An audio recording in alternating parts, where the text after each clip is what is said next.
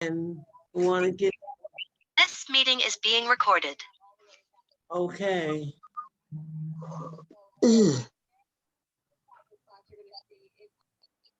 For now, just let me know when you want me to turn the music off. You can turn it off now, Ramona. Wow, okay. Thank you, Ramona. My pleasure. That playlist that you guys were listening Gotta to lower it. is one that was put together to Yes, usually we can have the tables and public housing. cream cheese. Okay. Could everybody put their phones, their devices on mute? We're gonna start up here with the prayer. Could everybody please put your device on mute? Margaret? Yes, okay. In Psalms 35, it says, this poor man cried, and the Lord delivered him out of all his troubles, and they were lightened.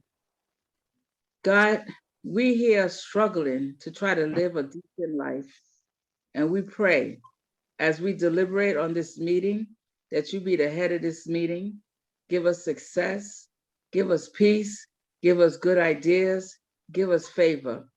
As we trust you to be a part of this fight, help to lead all the leaders, give them the understanding, give them the strength, and give them the help to do what is best to do, and help us to find favor with the powers that be, whether they like it or not. In Jesus' name we pray, amen. Amen. And amen. Amen again, that's right. Amen. Marcia? Good evening, everyone. Good evening, Marcia. I am going to read a few of our rules and regulations. And these rules are to keep order in our meeting. One mic, please, one person at a time, and keep your phone on mute. If you're not speaking, those on the phone, you may push *6 to mute and unmute your phone, and *9 to raise your hand. Be present in the meeting and participate during questions and answers portion. Please keep questions and comments to under 2 minutes. That's 2 minutes. Out of respect for other attendees, so everyone can get a chance to ask questions as possible, as many as possible. We want to give everyone a chance to speak if they want it. So if you already asked a question, please allow others who haven't spoken as of yet. Challenge. Challenge ideas, not people. Please do not attack anyone for their opinion. Agree to disagree. You may not like what the person said, but in order to respect the person and the meeting space, simply put your opinion in the chat. Judgment-free zone. This means in this space, we do not judge one another. Thank you. Conduct yourself accordingly. Thank you once again. Thank you, Marcia. Thank you so much. Good evening, everybody. This is Vernell. Yeah, hi, guys. And thank you for attending this second community meeting of Neighbors Helping Neighbors, which is nothing more than 19 neighbors coming together to lift up, encourage, and inspire one another to be involved with public housing and civic matters so that we can better advocate for our rights and well-being. Last week, we learned some facts about the PACT program, and then we took a poll to gauge what residents were feeling about the program. Ironically, the majority of residents in the meeting were unsure about PACT, and they wanted more information.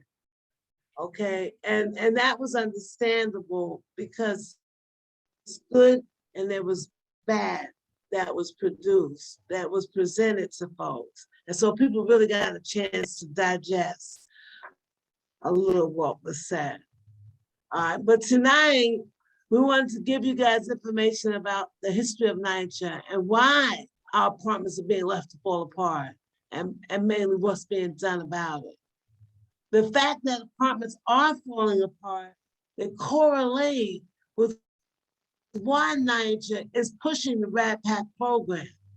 So I'm hoping that tonight you'll see the relationship between all of this to understand why we need to create a set of demands in Rockaway. So without further ado, I'd like to present Ramona Ferreira. Ramona is a social entrepreneur, a community activist and NYCHA tenant who lives out in Mitchell Houses in the South Bronx. She's also the co-founder of Save Section 9 Coalition, for any of you who are familiar with that. All right, so Ramona's gonna lead us into our meeting tonight, and we'll discuss later on what next steps will be, okay? Ramona. Hi, everyone. Hi, Ramona. Hope you're all doing well tonight. Excited to be joining you and really looking forward to sharing with you guys a bit about the promise of public housing and how that promise has been broken. As Vernell mentioned, I founded Safe Section 9, and Safe Section 9 is a coalition of organizations and individuals that care about public housing and that want public housing to be saved from privatization. I'm going to be sharing with you guys a couple of links tonight that I hope will support you in learning more about the history and how we've gotten to this point, but also tools so that you can educate your neighbors, because it's important for us that every single one of us become an advocate for public housing in order for us to actually fight what they're trying to do. So I'm going to go ahead and share my screen and queue up the first piece. I dropped the link for this playlist in your chat, and I can share with you guys again before the night ends. But the first thing I want to share with you tonight is actually a video that we created, which is just 4 minutes, but gives you a very, I would say, insightful look at where we're at with public housing across the United States, not just in New York City. So let me hit replay. And I'll make it larger for you. And here we go. A lot of people associate public housing with major cities like New York and Chicago. But the United States' 970,000 public housing units are spread out over all 50 states, with 20% located in rural areas. All public housing is paid for under Section 9 of the Housing Act of 1937, which allows the Department of Housing and Urban Development, HUD, to distribute taxpayer funds directly to each city's housing authority. The law's stated purpose was to address, quote, the acute shortage of decent, safe, and sanitary dwellings for families of low income, end quote. Section 9 caps rent at 30% of resident income and gives residents the right to organize into resident councils to determine how money will be spent within their developments. Under Fiorello LaGuardia, NYCHA became the first agency in the US to provide publicly funded housing. Although welfare recipients and people of color were barred from these early developments, years of pressure by housing advocates eventually loosened these restrictions. And by the 1950s, working class Black and Puerto Rican residents had begun to move in.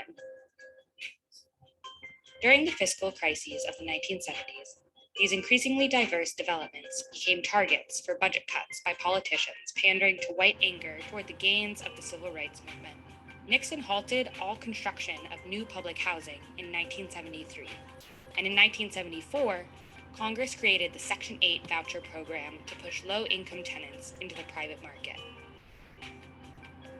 Under the Reagan administration, HUD's budget was slashed even further, from $36 billion in 1980 to $15 billion in 1988.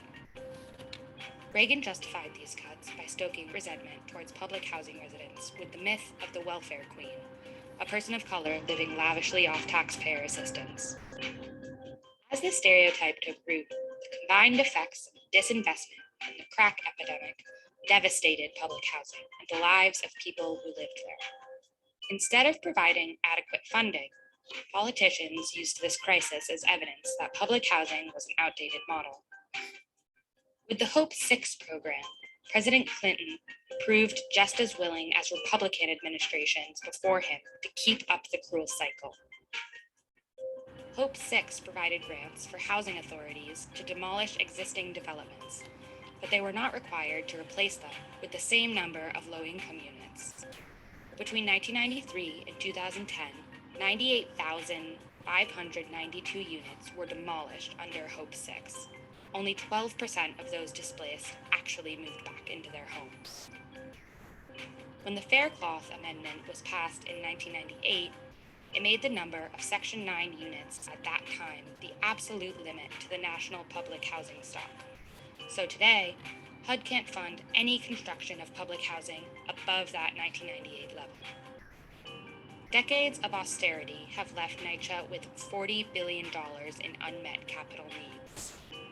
Residents experience this shortfall every day through shoddy repairs, chronic utility outages, and life-threatening mold and pest infestations. Following a familiar playbook, elected officials and NYCHA CEO Greg Russ now want to use their own neglect of public housing as an excuse to eliminate Section 9 through privatization schemes like RAD and the Blueprint for Change.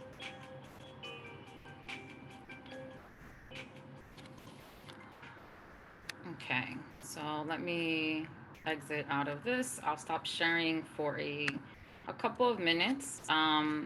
Would love to hear any feedback or what you saw in the video that either surprised you or starts to make you feel any sort of strong emotions. I always like to ask that. I was happy to see Williamsburg projects because that's where I grew up. Yay, Williamsburg. So pride. Yeah, many of us take a lot of pride in our developments and in living in public housing. Regardless of what we go through over the generations, I think folks never forget to represent where they're from, right? We see this a lot with the artists that come out of public housing too. I think rappers, unlike the generation before them, like Luther, they really owned it, right? And they found pride in the fact that we were able to survive in these environments. So thank you for sharing that, Denise. Anyone else?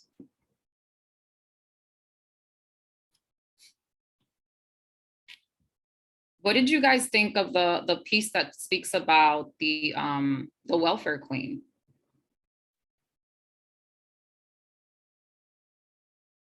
As Black women, I'm looking on the screen and I see so many Black women here. Go ahead, Josie. I think for me that, let me put myself on camera, that we have that stereotype still comes into play today, but even more so that the stereotype, the stereotype is that we don't work, that we, and if you're retired, that's still considered you not working, that we are lazy, that, we don't care. And so it's a stereotype even for ourselves that I think we're still fighting, because it's sort of like when you hear often enough, you kind of have to, for example, the construction workers, I had to stop them at one point in my development because, one of them said, oh, they're always not working around here. And I said, people work on weekends. people work, that's why some of us are here in the middle of the day. Some of us work overnight. Yeah. Some of us work part-time. I said, you can't assume, and he was rather dismissive, meaning that, yeah, I don't need to hear what you have to say. And so, sometimes I do feel like getting the blowhorn out and saying, like, we work here, we care about here, we, our circumstances are our circumstances. For whatever reason, there's different reasons why some of us are in public housing. Some of us feel as though it's even a vicious cycle for ourselves. You make a little extra money, then you're kind of struggling with other things that are kind of taking over. And also, a lot of us aren't really taught. You talk about the queen, the welfare queen, but if she's not educated on how to even, budget, then of course, it's not even just about priorities, but just about figuring out just a simple budget. It's kind of one thing difficult. I'll point out, Josie, about the welfare queen, she was actually brilliant. And I see that Teresa is next, and then I have the lady that's raising up her hand. I just see students. No worries. So let me give you a little bit of background on the welfare queen, because she was actually a professional scam artist. So what she did was that she lived in Chicago, and she actually opened up 16 different identities. And she used each of those identities to actually collect public assistance, right? So if you remember back in the days, we had the cards, and then you also had food stamps in paper.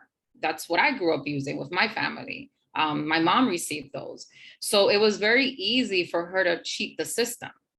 So this is not a woman who had one household, who was struggling, who maybe didn't have opportunities. It was the complete opposite. She was someone that was so smart that she started using the system and milking the system. So when she was milking it, her case was so big, and it was so fascinating to the press at the time. This is in the early 70s.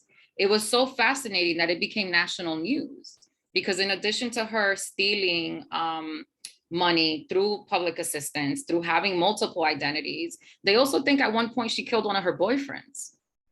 But that didn't matter to Republicans, right? This woman was wild. And they got stuck on this story, and they all started saying, well, this is the problem. See this woman that's doing this? This is the problem with us supporting all of these programs. So they took her to be a representation, but never said like how exceptional she was, because for you to be able to scam the city of Chicago through 16 different identities, you have to have some sort of knowledge. You got some smarts to you. You're just using them the wrong way, right? So I think it's important for us to see how they then took her story and turned all of us into welfare queens, everyone that lived in public housing, everyone that accepted welfare. So that's why you saw after the 60s, I mean, I was born in 1980, but in the 60s, there was a lot of really exciting stuff going on in America. And conservatives, Republicans, and white people weren't happy with what was going on.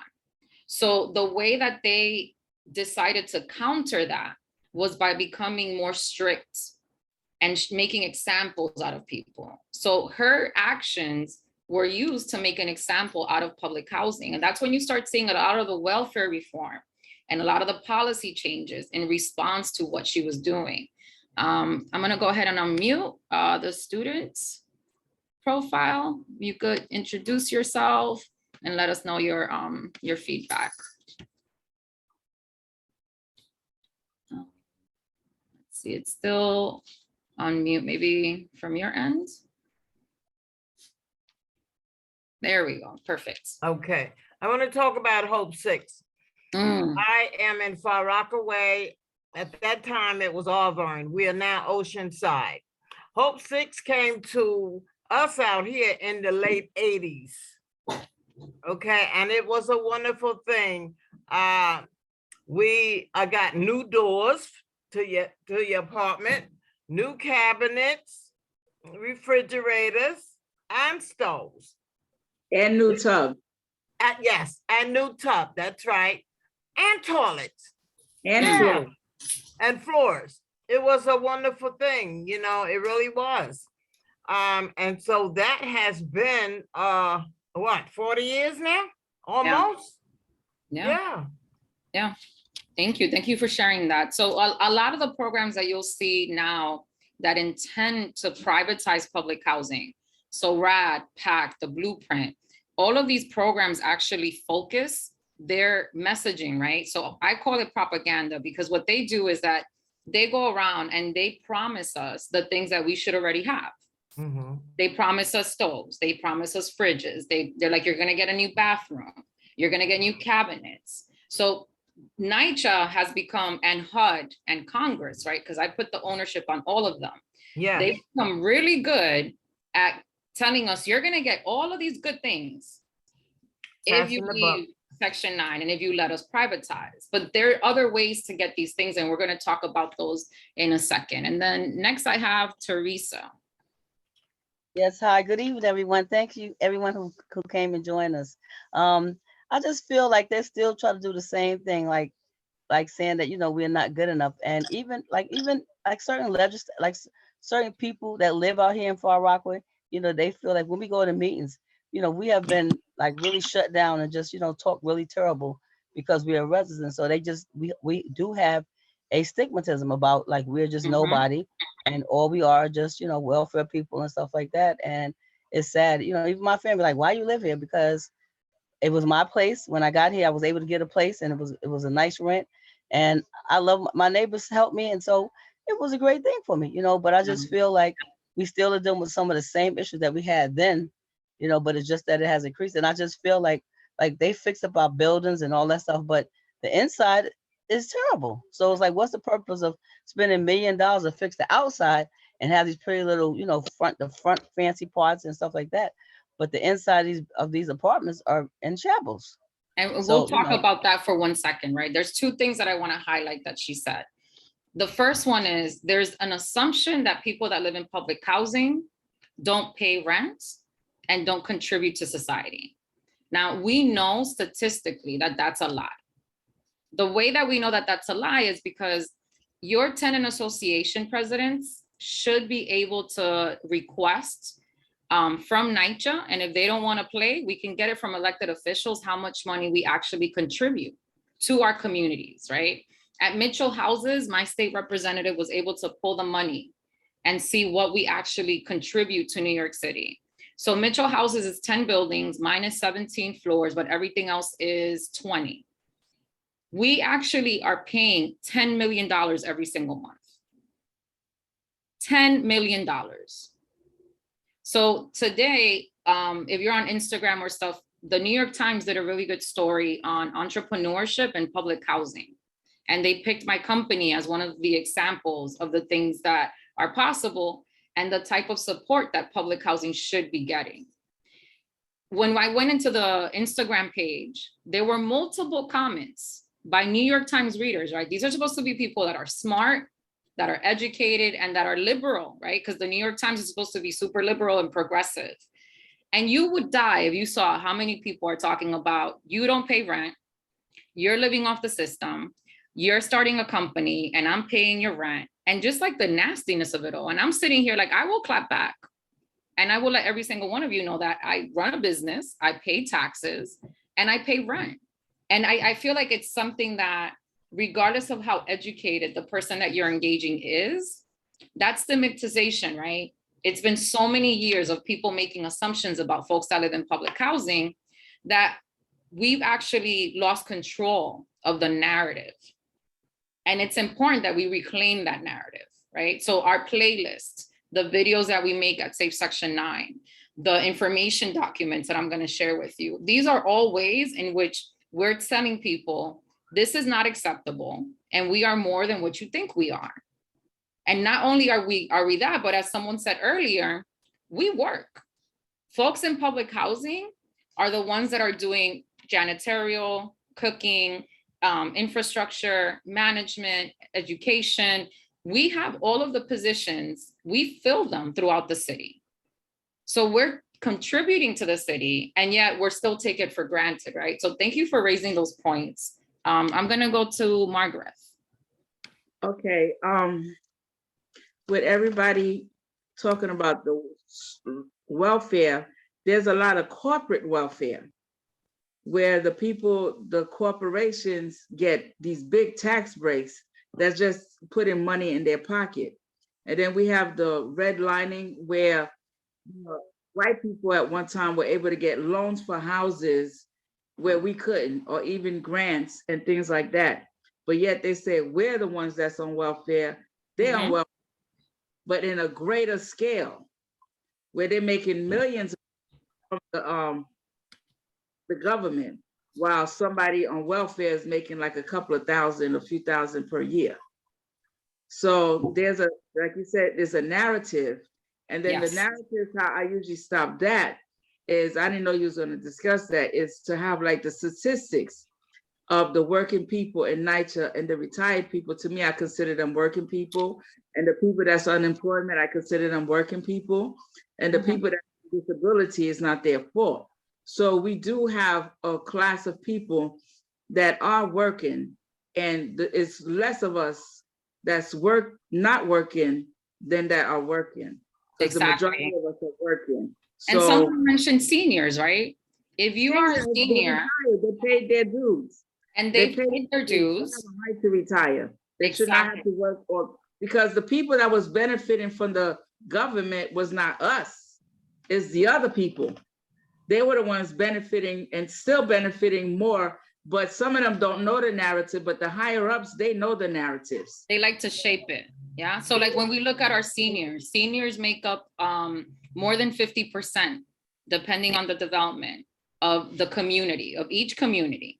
Now, if a senior retires from doing a job like my grandmother, who was a seamstress after she immigrated here, where else are you supposed to live?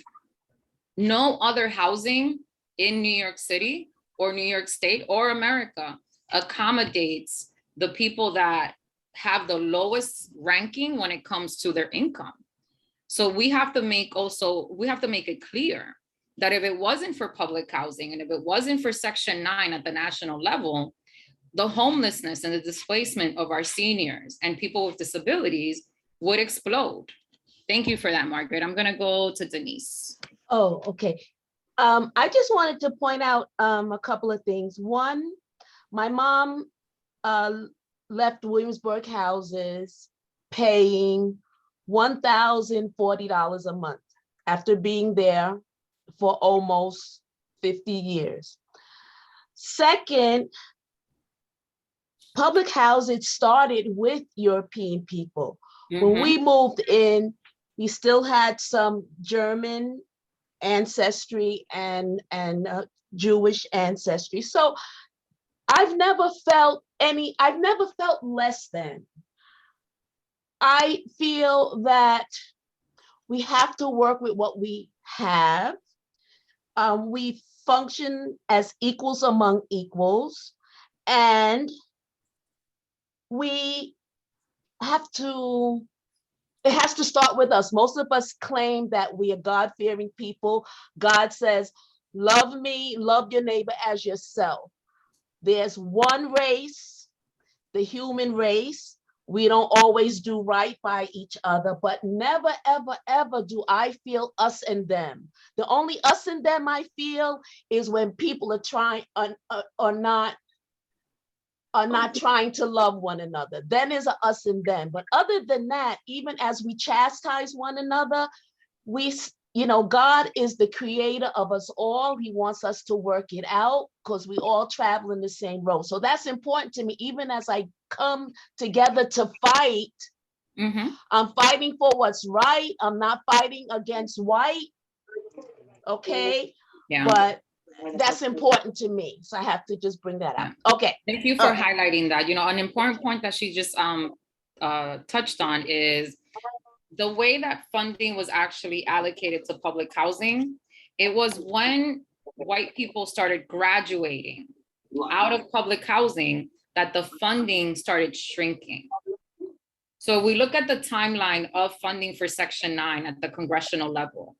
When it was started in New York, it was actually started because people wanted to make sure that somehow we could support. Okay.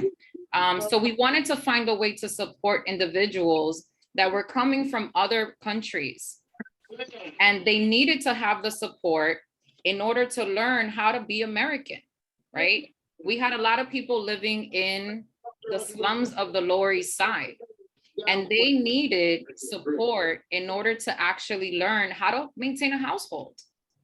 They came from places where you had to share bathrooms. You had to make sure that you were teaching them how to take care of their children. You wanted to make sure, guys, whoever's not on mute, I can't find that person. So if you guys could please mute yourselves. I'll help you look for it, okay? Okay, thank you. So as we were developing public housing was always intended to be more than just an apartment. And that's something that's really, really important that we need to be highlighting, because Section 9 was a social service entity, right? We always focus on the housing, right? Because housing is so important. We're so passionate about it. But it wasn't just giving you an apartment that charged you 30% of your income.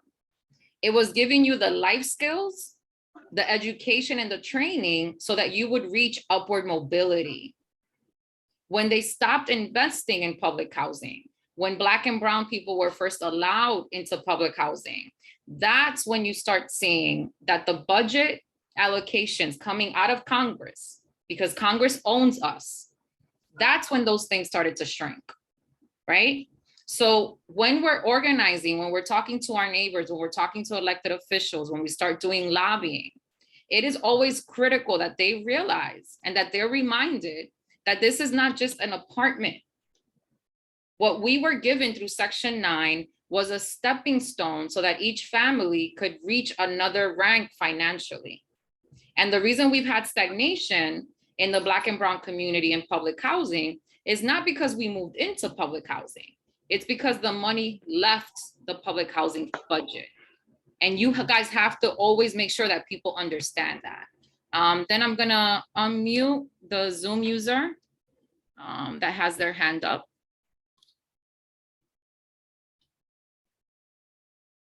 They've been patiently waiting. I'll give them a second to unmute. Doesn't say a name. Okay, maybe they're not, maybe something's up. So I'm gonna share with you guys now some information.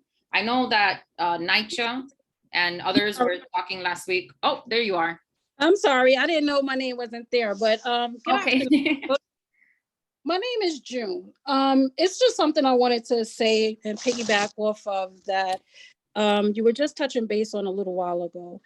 And that is the thought and or idea that NYCHA residents do not pay rent.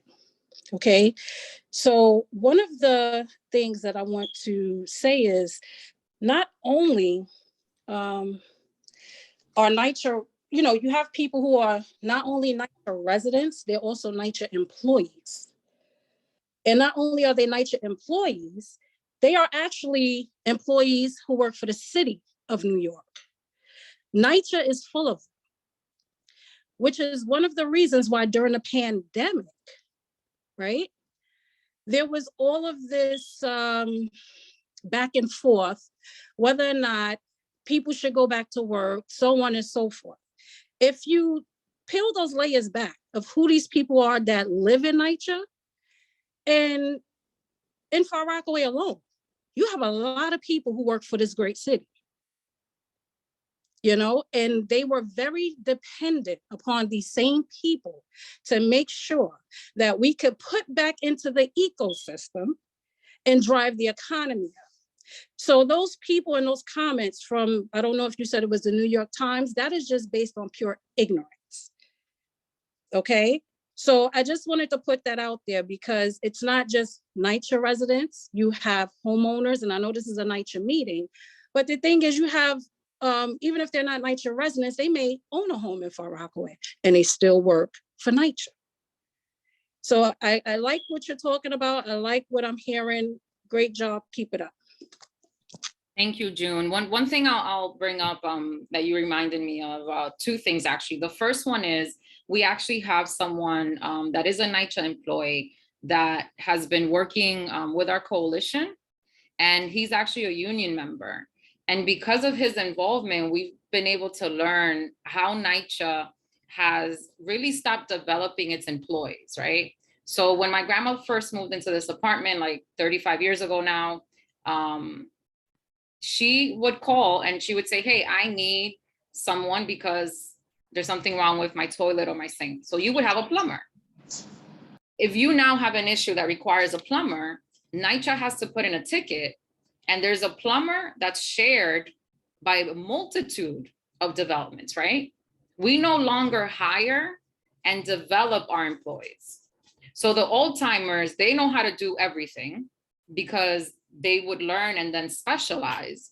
But a lot of the new hires are being, I would say, sold short, because if you start working for NYCHA now, you're not going to be able to follow the actual path towards certifications and towards a lot of these things that we need people to get in order to get a good union paying job, right? And NYCHA was a huge employer of unions. And it was also, that's also a factor that contributed to the upward mobility, because a lot of the white veterans and the white families that moved into public housing first, they actually went forward and got union jobs. And another thing I'll highlight is that there's a program called FSS, which I learned about it through the article. And it's something where the NYCHA as a housing authority, and every housing authority across the United States, is supposed to give us the opportunity to actually start a savings account. So one of the things that we struggle with living in public housing is, how do we get money together to put down a down payment? How do I, as a small business owner, get enough money together so that I can buy inventory? You know, all of these things require us saving up little by little. Did you guys know that there are accounts that NYCHA is supposed to help us open that will earn interest and that support us in doing those things? Because I didn't know that. And the reporter was like, what do you mean you don't know that? And I was like, I thought I knew everything about NYCHA. What they've done over the years is that they've shrunk that program. So now they only give it to Section 8 NYCHA tenants. And then they only let like 2% or 4% participate. And I'm like, this is another reason why we don't have that upward mobility, right? Because even the systems that Congress put in place so that we could see upward mobility, those are not being honored. So we're stuck in the same situation because we don't have the resources that generations of other NYCHA tenants have had in the past. I'm gonna go to June. You still have, did you have anything else you wanted to share? No, that was pretty much it, but you did raise a point about former, I would call it a vault of knowledge, okay? That would be, and what you described would be basically your technical skill trade workers, okay? Your plumbers, painters, and I speak from being a former NYCHA employee many years ago. Okay, so the program that you're talking about, I have only, it's interesting that you mentioned that, because I have never known for the program to be open to public developments, but they were open to leased housing, which is AKA Section 8. Okay. So I have heard of it. And like I said, again, it's great that you're doing this, because even for me being a former NYCHA employee, I only knew it was available to a subset of tenants, but yeah, limited. Yeah, thank you. No problem. And then I see a phone number ending in 7292, and then Ms. Chappelle, and that'll be the last comment we take on this portion, because I want to share with you guys something specific to RAD. So the phone number, I'm unmuting you. There you go. Let's see.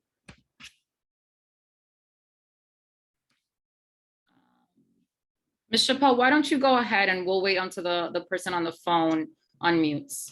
Okay, good. Hello. So on the last segment, which you stated about employment opportunities with NYCHA, I have to disagree on some point, because I know that I get newsletters monthly about different opportunities that NYCHA offer their residents regarding training from caretaker to getting their OSHA certificates to becoming electricians to becoming IT. Now, what isn't taken advantage of is a lot of people don't take advantage of that opportunity, and it's not, and it was publicized. I know it used to be in the newsletters. Unfortunately, we don't get those newsletters anymore. But I know I started out as a caretaker J, and I did that during Hurricane Sandy. I'm still currently with NYCHA in another role. So there are opportunities out there. It's just you have to do a little research for it because they don't have the newsletter and everything is digital or electronic, Yeah. but they are offered, you Yeah, know. so you're correct. I'm not saying that there's no programming being offered. I'm saying that many of the programs that existed don't get supported anymore. And like you mentioned, there's certain tracks that NYCHA likes to focus on, right? So they like to give people the tracks of childcare, cooking, IT, or maintenance. Why is it though that as people of color, those are the only opportunities that they're affording to us? That would be my question to the group, right? Another part of this comment is, how does NYCHA communicate with us? If we know that almost 50% of every development is a senior community and an elder community, are they engaging us using the right tools, right? So Safe Section 9, we have a Facebook group, but I don't go on Twitter with my Safe Section 9 stuff, and I don't really use Instagram for Safe Section 9. And it's because when we talk to tenants, they tell us, I prefer Facebook. And if you really want to get me some information, I'm going to need a flyer. So that's why oftentimes people will put up a flyer for an opportunity. And I've seen our own seniors where they're like, I want this information. And I'm like, oh, just take a picture of it. And they're like, what? And they ripped down the flyer, right?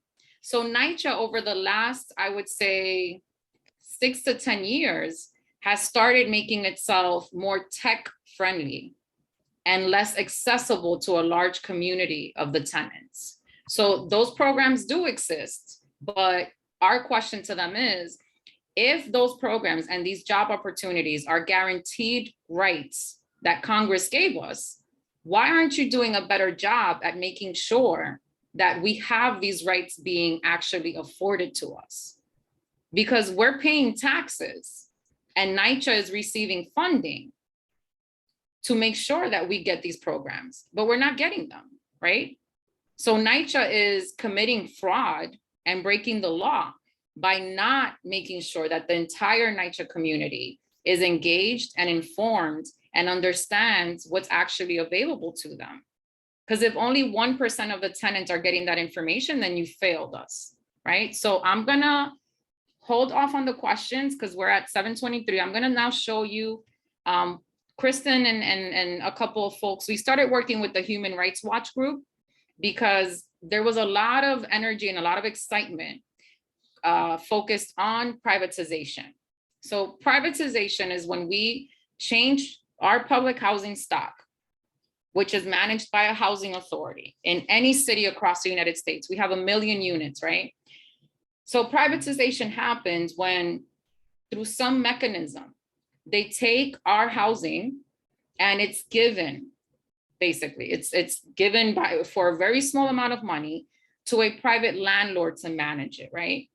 Now, that private landlord becomes responsible for your units, not for the infrastructure. So someone earlier said, I don't understand why it is that they keep working on the outside and they're not working on my house, right? Like, why aren't you fixing the issues in my apartment?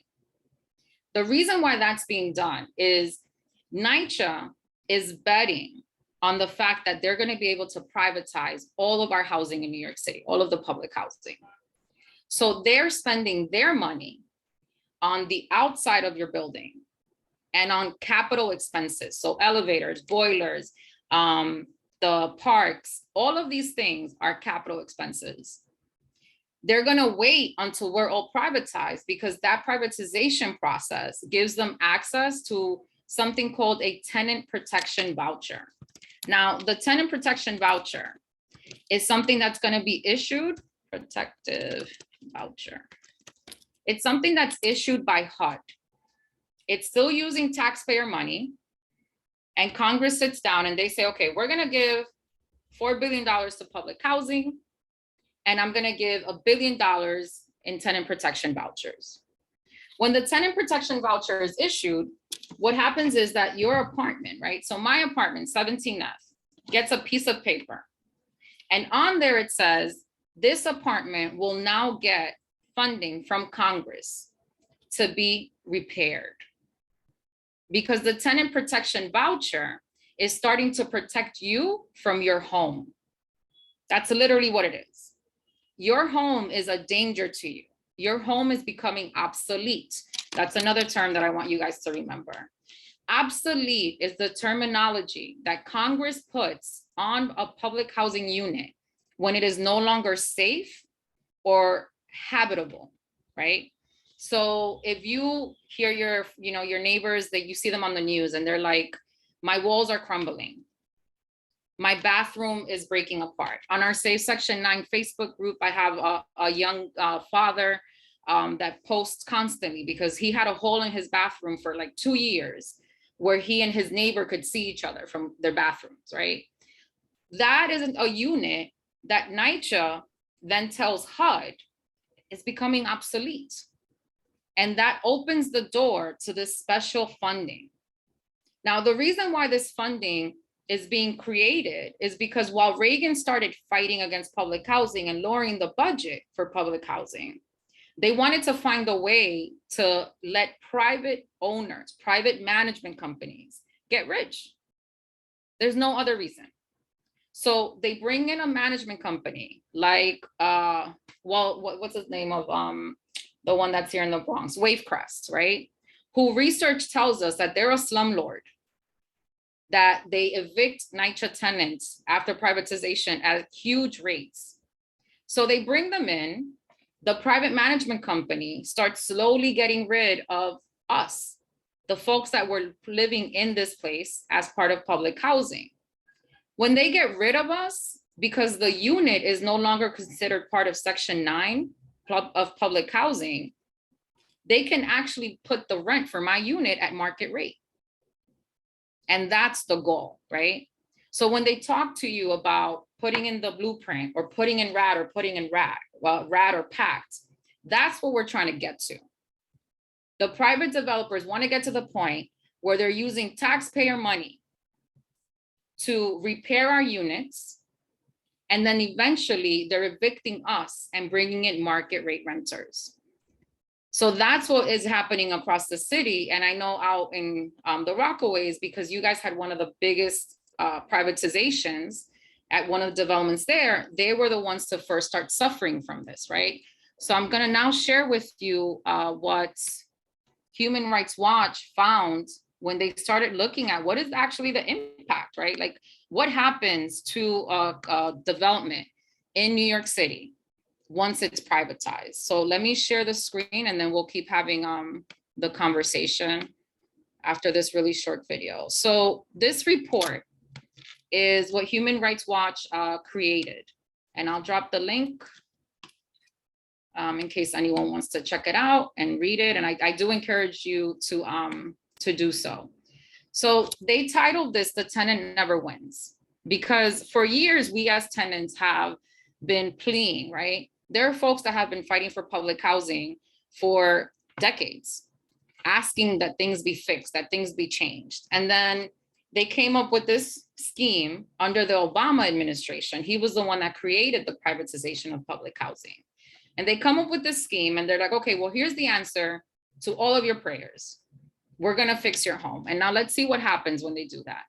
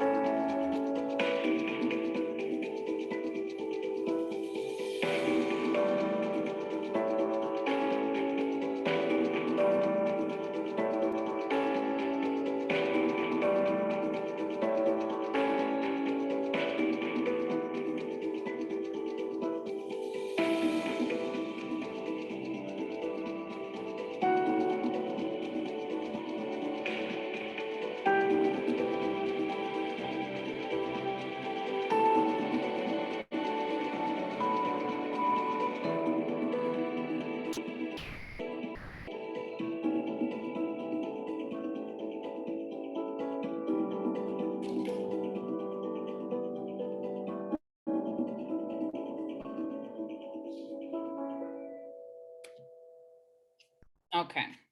So I have 718 419 ending 7292. Let me see if I can get you to unmute. So Josie in the chat is asking, where do we Okay, go? good evening, Ramona. Hi, hey. Listen, I'm a new Zoomer, so I have some problems trying to, I'm here for it. keep it. I Okay, love that okay. our people are learning this technology. This is exactly what we need to be doing. Yeah, thank you. Okay, this is from the other segment, before you started talking about the episode you just talked about. But when you were talking about being employee and working for NYCHA, I was an employee of NYCHA. And during training, I found out about the phased-in program. Are you familiar with that? No. Okay. Any employee that gets a job, it doesn't have to be with NYCHA, it can be with any employment. They're supposed to phase your income in on 3 levels. Now, being that I was a NYCHA employee, my income totally changed.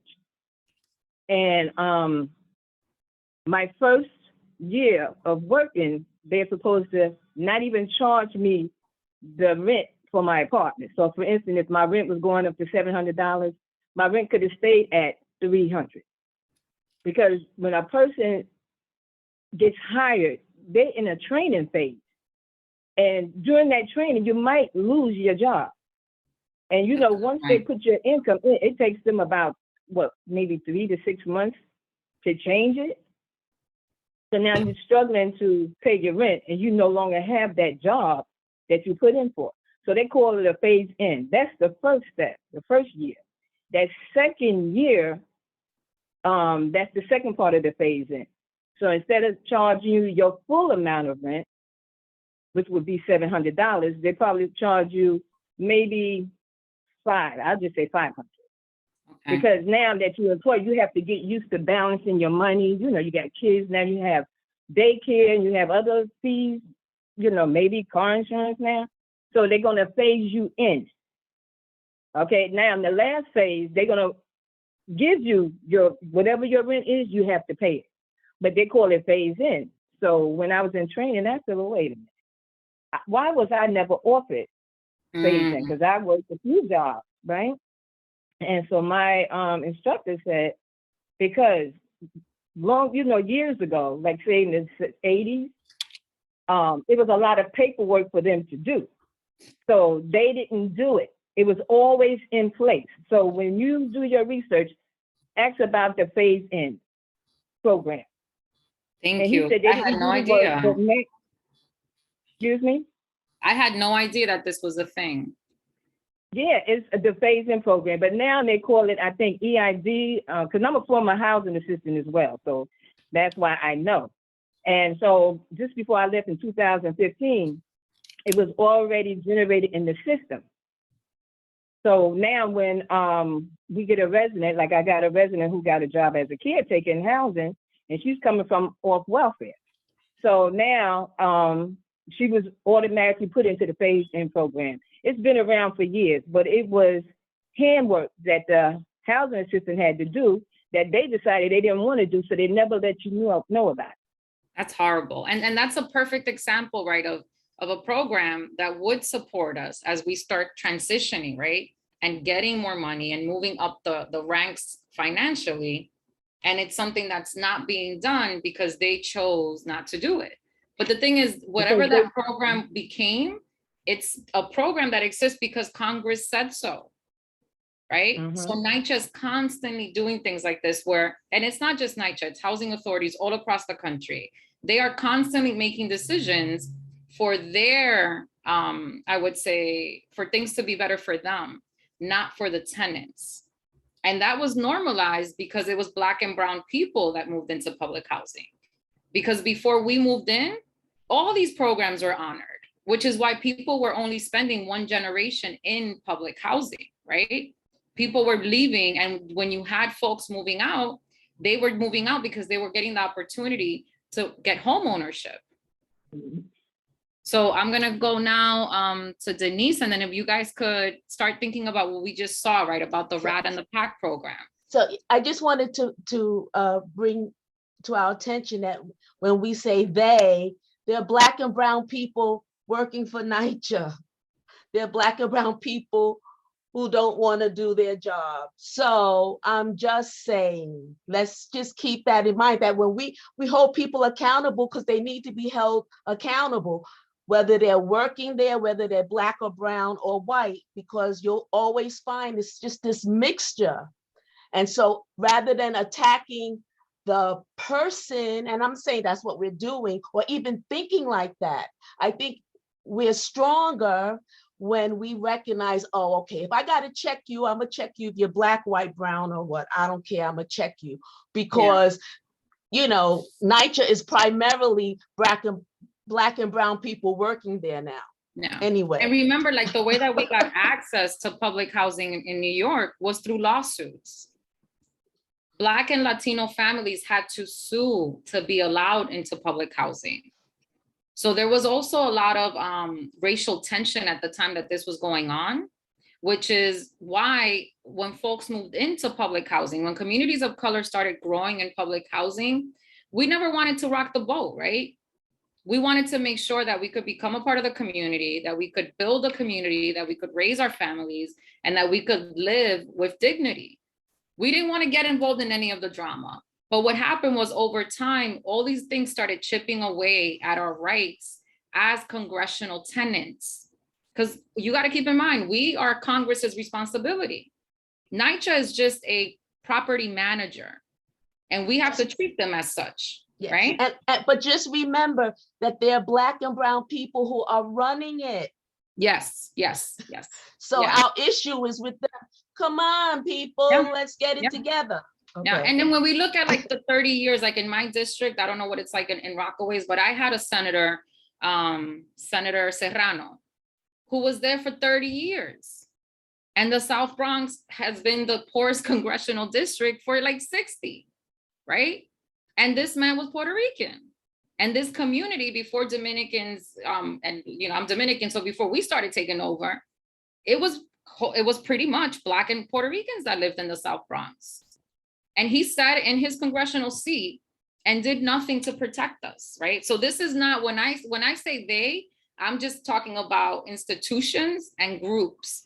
I really try not to focus on the color, because I see at the state level, I had a representative who was the first Puerto Rican state representative.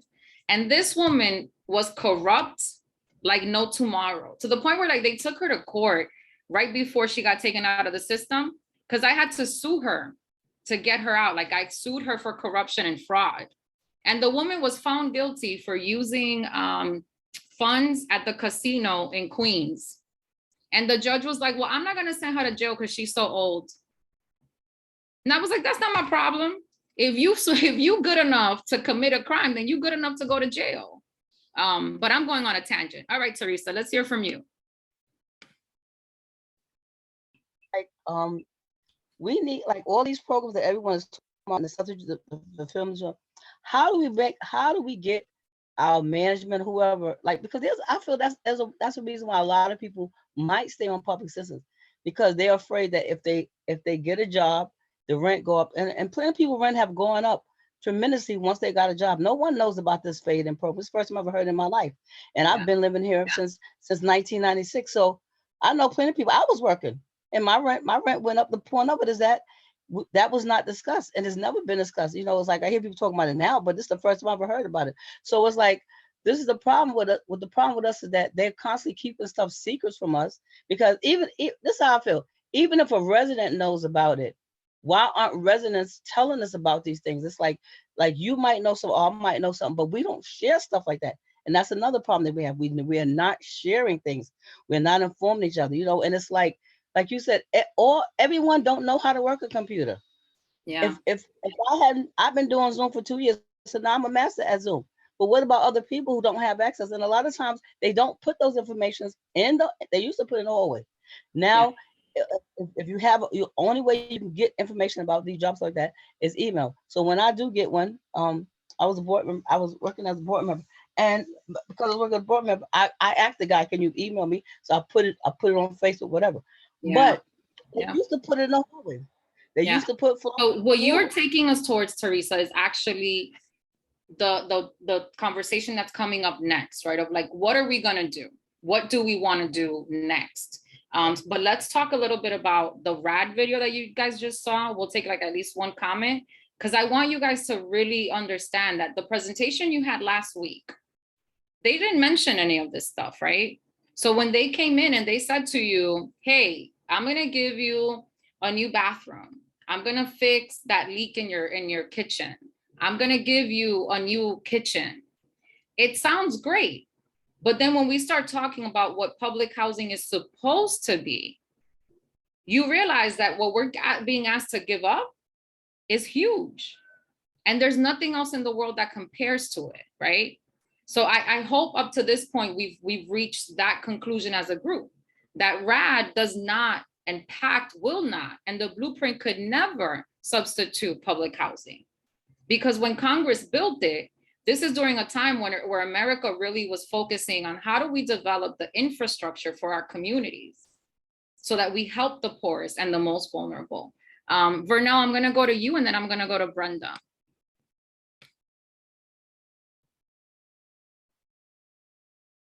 Ooh, I lost Vernell. So There I you are. know from some research I did with the RAP program, they're supposed to, and I don't know if it's working, phase in a person's income or to adjust their rent. You mentioned something about, no, I know it wasn't here, but apartments were this warehouse, that they weren't renting the apartments. I just heard this the other day. And that they, oh, I forgot, I'm losing my train of thought, Lord have mercy. It was about bringing, something you mentioned about the market rates. Okay. Well, think about it, and then you can pipe up as we're Right. talking about it. Then she moved away from her screen, but I think the person that had student might have had a question or a comment. And Brenda? Oh, God. Brenda, you were next. Okay, hi, everybody. So, my name is Brenda Temple. Some of you know me. A lot of you are my neighbors in the different developments here in the Rockaways. And I'm also a member of CICA, Committee for Independent Community Action, where we are working the NYCHA fight for the past 6 years. And we've seen a lot, we've spoken to a lot of people. We've collected over 20,000 signatures during the de Blasio administration.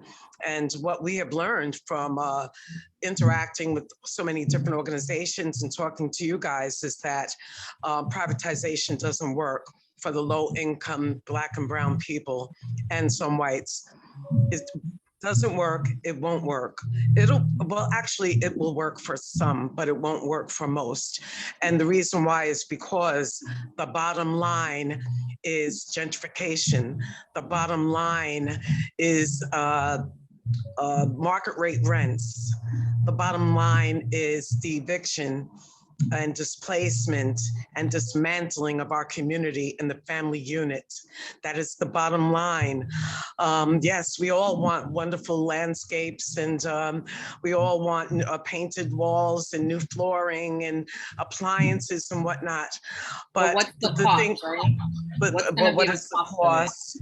And the thing is that they are doing some repairs, but they're Band-Aid repairs and fixings so that when they do evict you eventually, slowly but surely, not to get us upset, but they're doing it very sneakily, then they will bring in the people that are making more money where the rents would go up.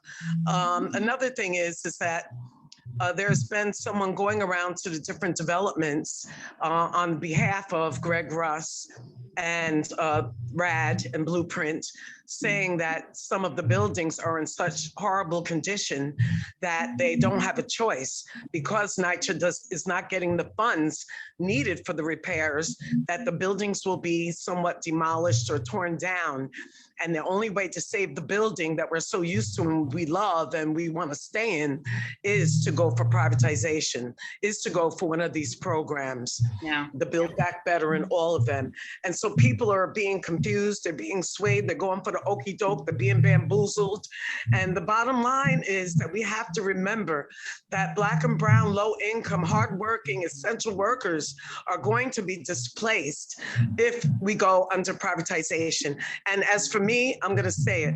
I'm older. It won't bother me either way, but I will fight for my neighbor. I will fight for my friends in my community until all is said and done. So I can't fight no more and until we fought the good fight. Thank you. Thank you. So before I go to Margaret, let me zone in on a couple things. Folks will come around to our developments and they will lie to our neighbors, right? And we are the only defense against that, especially when you have neighbors that are elderly, that are disabled, and that are recent arrivals, right? We have a lot of folks coming to the South Bronx, I don't know how it is in Queens, that are actually coming from Somalia, right? And they have a very limited grasp of the English language, and they came here as refugees. So when you tell someone in that space of vulnerability that had to run away from their country, that they have to accept something like privatization, it frightens them. And they, like we didn't years ago, they don't want to rock the boat, right? Because they're now seeing that this, even though it's bad, it's better than anything they've ever had. And they're using our vulnerability as people that live in public housing to actually play with our emotions. And we have to call BS on that, right? So how do we do that? There's a couple of things that's important with the next steps that I'm gonna share with you, and then the funding. But first I'll let Ms. Margaret speak up. Yeah, as far as the market rate rent, the Section 8 will pay the one portion and the tenants will pay the other portion, especially if they don't have a high income. And the people that's refilling the apartments that are leaving is coming from the shelter. It's not coming from other places. They're replacing the empty apartments with people from the shelters. And for folks that are coming out of the shelter system, right, they're still receiving some sort of assistance or subsidy. And we as taxpayers, we're taking care of each other. We're taking care of our communities. We're paying, people that live in public housing are paying into the tax system so that those taxes can one day support the needs of our communities, right? So we have to make sure that we hold them to this agreement. So what's the first thing that I'm gonna share with you guys? Regarding funding, a lot of people say, okay, Ramona, all of this makes sense. I love you, let's have coffee, but like, what the hell? What are we gonna do? Because they're saying there's no money. So the first thing I want all of you to understand is that there is money. Money is infinite. Money is energy, it cannot be capped. The United States has the funding to help public housing live the promise of public housing. Anyone that tells you that they don't is lying to you. Where is the money? Right now, Congress is spending the money that should be going to Section 9 and to making sure that our homes are safe for us to live in. They're actually giving that money to Section 8 funding that goes to public housing anyway. But what we've learned with time by looking at how RAD works and how PACT works is that it takes more taxpayer funding to operate units that go private. So not only are we being cheated because our homes are falling apart, but so is the taxpayer, right? Because the taxpayer is putting in money into this huge batch saying, I want folks that need the help to be helped with my taxes. I want our streets to be good. I want our schools to be good. I want our housing to be good. Congress has been misguided because there's a lot of private interests that constantly engage Congress and that help them make bad decisions. And usually those people are called lobbyists. So what is a lobbyist? A lobbyist is someone that goes out and they will visit and spend time with our elected officials. And they represent the interest of a specific group of people. There's a lobby for the sugar companies. There's a lobby for agriculture. There's a lobby for private management companies for housing. All of these people come together. And Greg Russ, the chair of NYCHA, he's actually a member of one of the most, I would say, influential groups when it comes to private management, because his family, his father-in-law actually makes millions of money off the privatization of public housing all across the United States. So it's in his interest to privatize more housing, more public housing, right? So when these groups go to our Congress people, they say, look, we're gonna give you donations, we're gonna support you, but you need to do A, B, and C. And usually the A, the B, and the C mean that they want taxpayer money to be used for what they want, for their interests. So we're gonna counter that. The Build Back Better plan is going to be reintroduced now in the middle of April. So this entire month of April, what Safe Section 9 is gonna be doing is that we're going to be educating and preparing tenants to have meetings with their elected officials. It's time that we start holding them accountable to our interests, right? So lobbying training is gonna be very simple. We teach you how to have a meeting with an elected official, how to negotiate, how to speak to someone that's an ally, and how to speak to someone that isn't. Another thing that we're working on in April is going to be planning a trip to Washington, DC. We want to gather tenants of public housing from all across the country. We want them to come down to DC at the same time that some of our state elected officials from across the country that also oversee public housing are gonna be there meeting with Chuck Schumer. At the same time that we're gonna be having meetings, which are gonna be tons of fun and excitement, because I've done a ton of lobbying in Washington, DC, and it's like amazing to be there doing lobbying. At the same time, we have some allies. And most of our allies that support us in making like the really cool flyers and the video, we make that all for free. I have a ton of volunteers. They all happen to be white college kids that have money and have time and care about this issue. So all of our white students are actually going to try and occupy HUD. So they're going to go into the HUD headquarters and they're going to stay there. And they're going to make a political statement by breaking the law and hopefully get arrested. They look forward to that kind of stuff. They have bail money, they have lawyers, they have the whole infrastructure. But the reason that we're asking them to take that risk is because as Black and brown people, we don't have a good history with police enforcement. And it's definitely gonna be contentious, right? It's gonna be a little sticky because it's gonna be in Washington, DC, where the rules and the things are even more tight. Right? So we wanna make sure that they do that for us.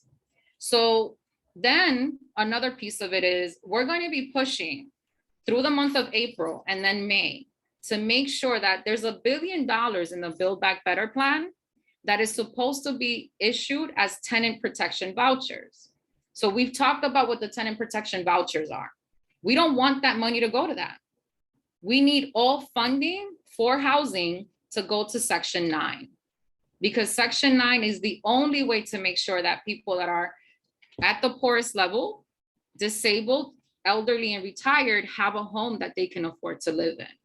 So these are the action steps that I want all of you to consider and to give some thought to. The way that we're gonna start organizing and supporting you is I'm gonna drop a link in the chat. It is for all of our education documents. If you need hard copies of this, of any document, no, so the Build Back Better plan, Brenda, is actually the legislation that Congress wrote where Democrats they haven't been doing their jobs for like 30 years, right? A lot of our Congress people. And now they're trying to address everything that they haven't been doing by passing one massive legislation. And in this legislation, there are things like daycare, paternal and maternal leave, funding for folks trying to purchase homes, in districts where redlining and gentrification took place. And then the funding for public housing, we are asking Chuck Schumer to bring that up to the 80 billion, but to get us 125 billion by 2025. So Build Back Better is just the name of the package of like all the checks that they want to write. And there's different parts of it that are good for public housing, but then there's some parts that are not that good. And we've already made a statement of demands, and that's going to be the next thing that I'm going to share with you guys. The statement of demands is something that we already gave to Chuck Schumer. If my health cooperates with me, I haven't been feeling too well. I have a disability, and it's been tough the last 20 years. So if my health cooperates this week, I'll be able to send him the follow-up message. But these are the demands that everyone that's going to lobby and that's going to start having meetings with their elected officials in their cities, and then eventually in Washington, D.C. is going to be sharing with the elected officials. So the first thing is, we want them to completely stop the privatization of public housing. We don't care what they're calling it, because every city calls it something different. We want that all to be stopped until they can actually do a study and prove to us that Human Rights Watch is wrong, because Human Rights Watch is telling us this is not good and Congress isn't listening, right? The other thing we want them to do is we want them to issue a national state of emergency. So this means that the same kind of funding and the same kind of authority and organizations that would come in if we had a Sandy tomorrow would come and support public housing. So we are still trying to shape how that will look, but you can be a part of that conversation. We want tenants to actually start overseeing what public housing authorities are doing.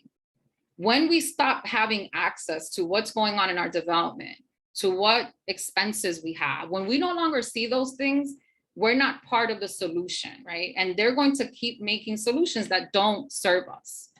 Now, for Build Back Better, there was 80 billion in there. And we said that to him that we would accept the 80 billion, but we need to gradually jump numbers, right? Because in order to save 1 million units across the United States, we need the funding to do that. So we have 100 billion here, because then if he says, well, I can only get you 100, I'll be like, all right, Chuck, I'll take the 80. So it's just a negotiation tactic, right? We want them to start increasing public housing. This paper, I'm going to send you guys the link for it so that you can actually read it slowly. But this document mentions something called the Faircloth Act, and that was in the video. So we want to make sure that right now, tomorrow, the minute that these demands are accepted, that they start taking over housing where there's slumlords, where units are not being filled, and they start building up public housing to what it was before. We want them to make sure that the components of the Green New Deal for public housing, which were written by tenants of New York City public housing and supported by Bernie Sanders and AOC, that those be adopted. And then we want them to start thinking about the way that they make policy. One of the things that was really disappointing to Kristen and I is that when we read the legislation for Build Back Better, they still look at our communities through those racist lenses, right? So they still think that our communities are not good, that we don't function, and that we're not worth saving. And they're actually pushing gentrification because they feel that if they bring in gentrifiers, our problems are going to disappear, which is a complete lie. If they don't invest in our communities, we're never going to see progress. Now, every city is making a list of demands, the things that they want to see done for them. So we've asked North Carolina to start on theirs, and New York City has finished theirs. We'll be asking Minneapolis, hopefully Boston, and Oakland to do the same. So let me drop the link for the demands in the chat so that you guys can see it. And I see Brenda asked about resident management corporations. So resident management corporations is where, when Congress built up public housing, they said, you know what? Tenants should have an opportunity to manage the housing. If they want to come together as a group and they want to oversee how everything is run and everything is done, they can do that. And there's actually in the law information that says that HUD should be giving us the training to do this. That is a part of our Section 9 rights. That is not something that is guaranteed with any form of privatization. So it's something that if tenants decide that they want to pursue, there are resources for you to pursue that. And Marquise from RPPH, they've been talking about this a lot. And they have some folks that have gone through it and can give you insight. And some people are establishing their own group, an actual organization, and they're using that organization to start planning to manage their development. So if that's something that you want to do, that's something that is open to you. On our end for Safe Section 9, we will focus on making sure that we get the funding necessary to fix everything up. Because if resident management starts tomorrow, a lot of the organizations are not going to be able to handle the amount of repairs, right? And the backlog. So we want to make sure that we get the funding so that public housing gets its act together. And if tenants then want to start taking over, then go for it. So we're totally leaving that path open. So that's everything I wanted to share with you guys tonight. I know it's a lot of information. It's a lot of stuff to hear at once. I always tell folks I will return to your meetings at least 3 times. I'm more than happy to do a teach-in. Like if you want to have friends at your house for coffee and cookies, I can come on Zoom and I can join you for a smaller session. We also have 3 other people that can do the teach-ins. So we're always available. And then the Google Drive that I shared, you have a ton of resources in there. If you want to have any flyers mailed to you. So we have flyers that compare public housing to the blueprint. We have flyers on RAD. We have flyers on Greg Ross and how he sucks. I mean, we've got it all. Sherrod, Daniel, we're making a flyer about him. All you need to do is email safesection9@gmail.com and I will send you, I'll mail you a packet with enough flyers for you to hit at least 2 or 3 buildings around you. So I see Teresa has a comment. For giving us all this information and everyone else who gave information, because sometimes we don't get this kind of good information, education about what we can. And it's like, how can, that they have is like, if I say if I had someone, a resident, I'm on disability, I'm on disability right now. But if I had a resident who say, hey, I want to get the INE, whatever's the IED program, and they say that my manager says she's not giving it to them, what is the policy for me to go to make sure that thing, that because that has happened to some, and they rent went up very, very high. They went and got their what do you call that thing, the annual review. Next year their rent was like almost, they went up to like $2,000 and $3,000, some up to like almost $2,000. They increased because either when they went there, the person didn't know what they were doing, but they was like, how I'm going to pay it. So we had to work with them. But if we would have known about that program, then we could have easily helped people. So it's like, how can we get this information about these programs to tell people about it so they can know what's going on? And I appreciate you, man. Really, really do. And I'm no. This is thank you guys, because I'm always excited when I get to talk about this. So the EID program, one thing that I would recommend is if you are comfortable with using the computer and emailing, I would email resident management directly. Someone remind me of that woman's name. What's her name, Kristen, from resident management? I have her email. I can pull it up. I just can't remember her name. Janelle Hudson. Right?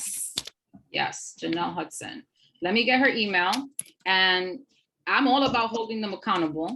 So what you would do is you would say, hey, this is the question that I have. I have tenants that are interested in this program. What do we need to do? Another thing that I'll tell all of you is when you are engaging your management office, you have a right to ask for their email address and to communicate with them in writing. I don't speak to them. I put everything in writing. Brownie, sorry, someone is bothering his spirit. So I would say whenever you're engaging the management office, because we always want to hold them accountable, I would always recommend that you get the email address for your manager at your property and your tenant association president at your property. And we have to start creating a paper trail, right? Because if you have everything documented, there is nothing more dangerous than a person that takes notes. So when you go into a meeting with them, when you engage them, document everything. When I do go and I have a meeting with them, like they wanted to evict me twice. They didn't want me to stay in this apartment. I've had all types of drama with them.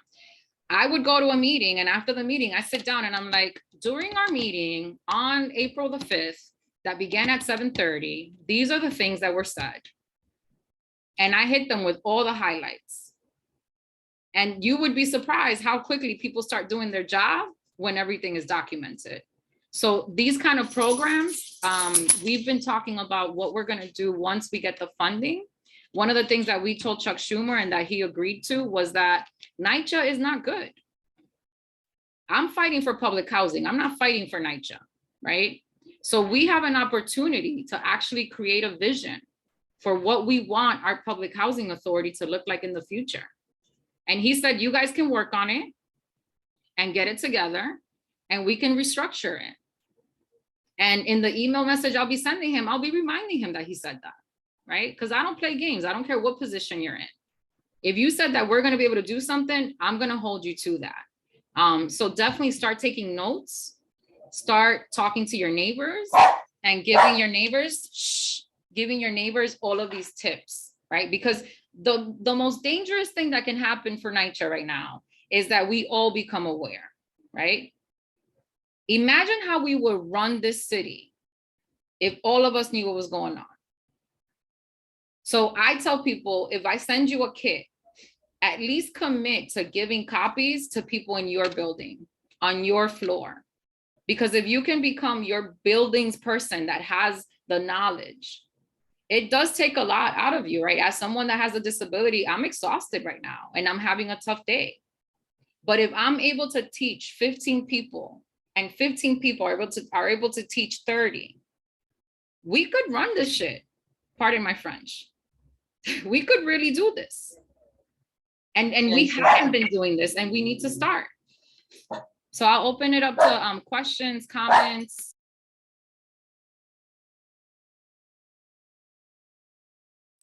Yeah, hi. Go ahead, Brenda. I was wondering, Phil, what was your statement and what did you mean? The build back is money for infrastructure. It is not privatization. Congratulations. That's money that they're trying to give for infrastructure for $40 million, 40 billion was supposed to be for NYCHA here in New York. Chuck Schumer and them was trying to get, but whatever, put it on freeze. You see the Republicans are not trying to let that happen. That money is not for privatization. It is for infrastructure, for public housing. Am I right, Ramona? Yep, Ramona? Yep, that's completely correct, right? Okay, So all right. the money for Build Back Better it's an infrastructure bill, but it's a social infrastructure. That's why the money in it goes to childcare, to parental leave, to public housing. It's a bill that's supposed to fix everything that's wrong in America. And because it's so big, that's why it's so hard to get it passed, right? But to us, and I told Chuck this, I was like, I don't care what you call it, and I don't care how you pass it. You could call it the Billy Bob Jenkins bill for all I care. And as long as there's money for public housing, for what we need to live with dignity, I'll take it. Right. So we have to make sure when we negotiate. Go ahead, Verno. Go ahead, Verno. Yes, Build Back Better is infrastructure money that is divided between all of these other entities within the city. And hopefully we'll get a larger piece of the pie. Yeah, and it's actually national, right? So at the national level, there are lobby groups that support parental leave. They're fighting for the Build Back Better. There are groups that are fighting for the piece of it that does it's parental leave, home ownership. There are people that are fighting really hard to make sure that a lot of the small loans that communities that have been previously, I would say, gentrified and displaced. So it's all these different groups are fighting to make sure that Build Back Better passes. The group that is most vulnerable, in my opinion, is public housing, because we've never fought DC. We've never taken the fight there. We've never lobbied. We can't give them donations, right? So all we have, our power is in our stories and in showing what public housing does, right? So when I talk about public housing, when I go to talk to an elected official, I tell them, because of public housing, I was able to go to college, because my grandmother had the stability of having a home, of having an affordable rent. I went to college, I went to grad school, I made it to the FBI and the Department of Defense. I would not have done all of that had I ended up in a homeless shelter, because we didn't have it together, right? I grew up in a household with all types of problems. Public housing was my safety net. Yes, like so many of us, you're right.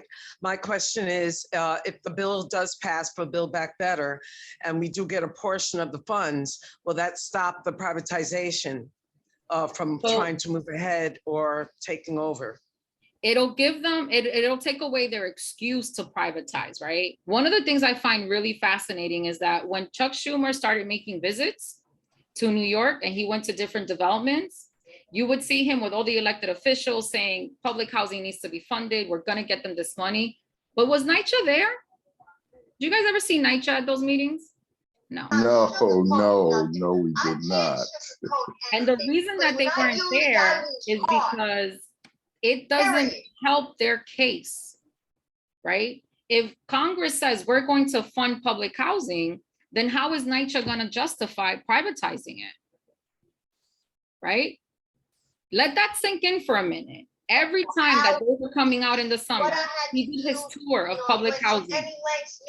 When he was coming out and talking about how he was going to support public housing and support us, NYCHA never went with him. They didn't want to. What they want is to privatize, right? What they want is to make money off of us. So it wasn't convenient to them to support Chuck Schumer. Do you guys have any other remarks? And if not, I'll pass it on. Okay, here we go. We have one more, and then I'll pass it back to Vernell. And I see Josie raised their hands too. All right, so we'll start with the student. What is your name? Oh my, we'll start with the student. Oh, you just gotta unmute. Yeah, get the unmute button.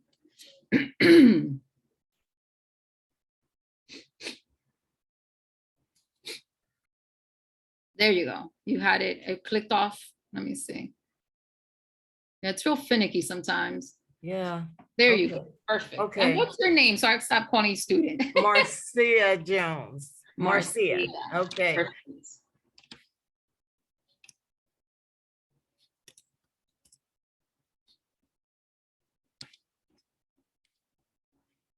Oh man, Marcia froze.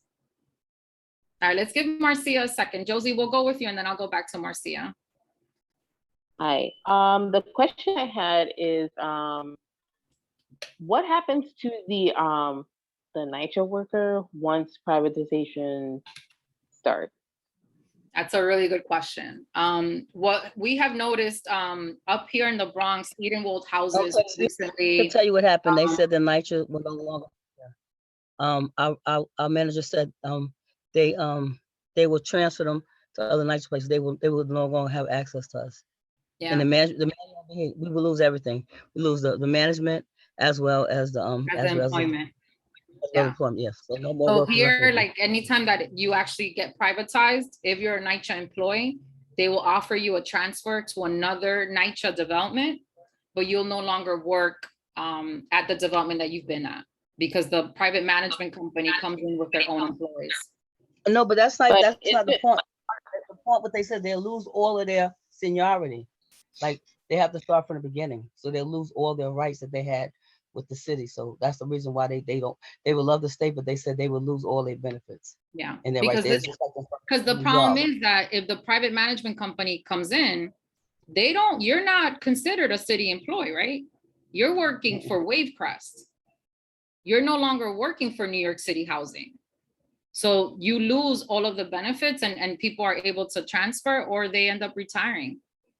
I've met a couple of people recently that worked up in the North Bronx and they said, I'm not moving nowhere. I'm too old to be moving to other places. So now let's go with Phil. My question is very simple. I had texted you in the thing about that information, that video that you had about NYCHA history. I would like to, I would like to get it because, like a whole lot of other people, I've been a part of NYCHA for maybe 40 years, since the 80s, 81. I've been in a number of NYCHA developments, Smith houses, tenant, Taft, Foster. It used to be Foster. It's King Towers, and so I've seen the slow transition, the slow decline. Right, I've seen, because I remember when you mentioned that the individual developments had their own maintenance, plumbers, painters. When you call them, they come in a day or two, and then for whatever reason, I guess when you was talking about Reagan taking away the money, and it's continuing to go on when they put this joker, and I hate to call people out of their names, but sometimes my emotions bring about some uncomfortable feelings. The joker, who's the head of HUD now, talking about we don't need affordable housing. It tells us in advance what to expect. It tells us what to look for. How can we be surprised at this kind of behavior? So it's not being mad, it's having the right tools as you're putting in place right now to be able to combat this. Because anger ain't gonna get us anywhere, because they have a police force that beats us down and kills us if we raise our voice too loud. Right. So with that, we have to have other tools to combat this. So I'm very appreciative of this for you coming out and Vernell putting this together. I think we're just faced with a crazy challenge right now. But if it's possible, I would like to get that history. So I dropped the link for the video in the chat. I encourage all of you to click on it, have it on your phone. And when you're running into your neighbors, just be like, I went to this class and I saw this video and let me text this to you. And have people really start understanding, right? Like we need to understand that it's not about our individual repair needs. This is a systemic and class fight that we're taking on, right? We are taking on privatization and we're taking on racism. This work is work that is honoring our elders, our ancestors, and one that's not going to be easy, but it's going to require that all of us step out of our comfort zone and share that information. Vernell, you can go ahead and take over. I'm going to drop some links in the chat for folks to save. But thank you so much for having me tonight. Okay, well, Christian's going to close us out. But I just want everybody to know that we're going to meet again on the 19th. We're going to create our local demands and begin to plan for our town hall meeting tentatively for May 10th. At the town hall, we will release our completed report, something that we've been working on since November. We did the survey in Ocean Bay. These meetings that we're having now is going to also be a part of our report on RAD and the Rockaways. I'm hoping that, Ramona, we can get ourselves together, get our demands in place and travel with you all to Washington so that we can deliver them along with what's being presented. I thank you so much, Ramona, for doing this. It was awesome. Christian. Yeah, hi everybody. Good evening. I hope everyone's doing well. My name is Kristen. I work with the Justice for All Coalition in Western Queens, and I'm also a graduate student studying public housing. First, I guess thanks to Ramona and to Vernell for hosting and really like an expansive conversation, I think, tonight. And we really got a better idea of sort of the larger context in which RAD is being proposed, right? And how the neglect and deterioration of the buildings is like intentional over time, right? And how really like the desire to privatize public housing is about passing the buck. So the feds don't have to pay for the deterioration really that they've caused. So like Vernell said, I guess, you know, we're going to be talking a lot about RAD and our specific demands related to RAD in the next meeting. Maybe for tonight, we'll take a straw poll, or we did put together a short poll just to kind of get a sense of where folks are after this second meeting on public housing and on RAD. So I'm going to launch that poll right now, and people can weigh in. Unless you're on the phone, then you might not be able to. It's just one question for tonight. Where do you stand on RAD? And it's just a straw poll to get a sense of where people are. And we'll just give that a minute.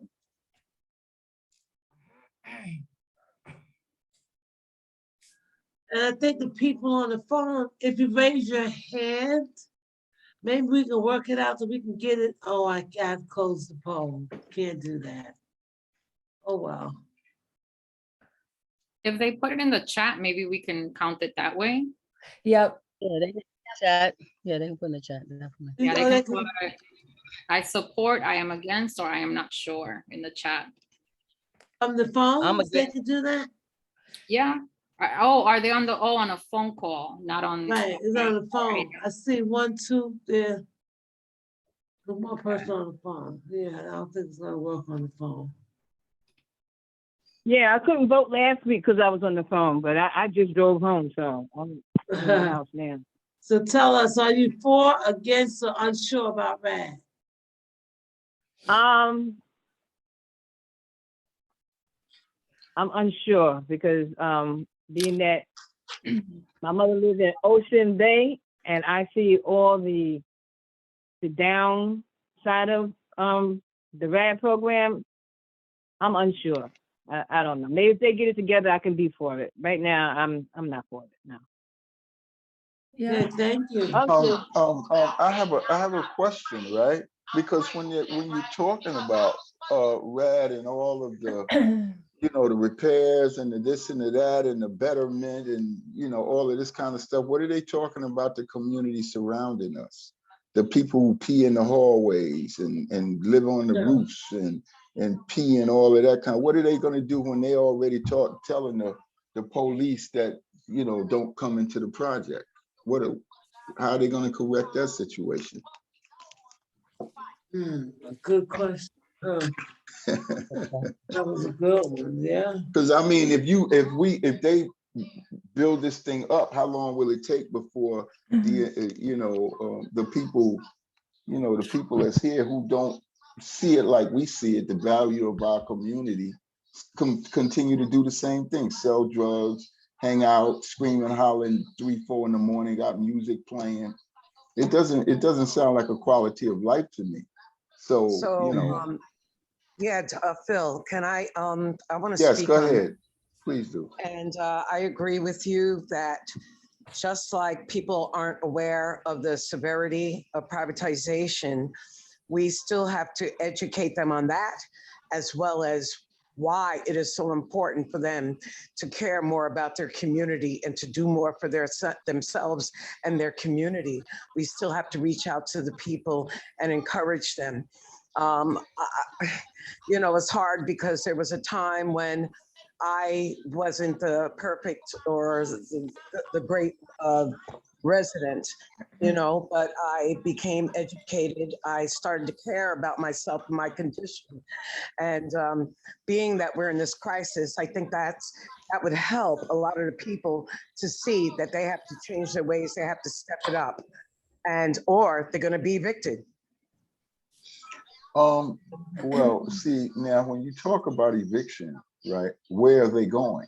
Do you have any kind of subsidence or place for them to go? Because what's going to happen is they're going to hang out under the trestle at the store in people's houses, You know, when you talk about informing people, all we have to do is look at the news with all the killing and stuff. It ain't far from our living. You know, I mean, you know, it's you know, I think what happens is people are afraid.